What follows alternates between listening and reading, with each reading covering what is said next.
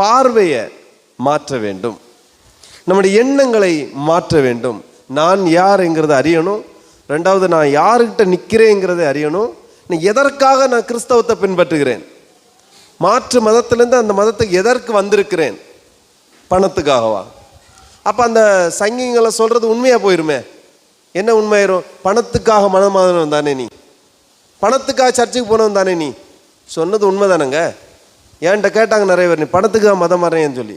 நான் சொன்னேன், பணம் யார் கொடுக்குறான்னு சொல்லி நான் ஒரு 500 பேர் இருக்காங்க என்கிட்ட, 1000 பேரை கூட்டிகிட்டு வரேன், இன்னைக்கு மதம் மாறுவாங்க, நீ சொல்லு ஒரு மிஷினரியை காட்டுன்னு. அது தெரியாது.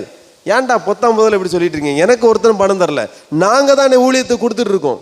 இன்னைக்கு நான் ஊழியத்தை கொடுத்துட்டு இருக்கேன், இந்த நிமிஷம் வரைக்கும் ஊழியத்தை நான் உதவி செஞ்சுட்டு இருக்கேன்.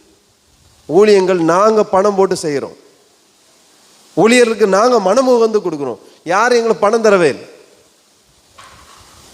ஹல்லேலூயா.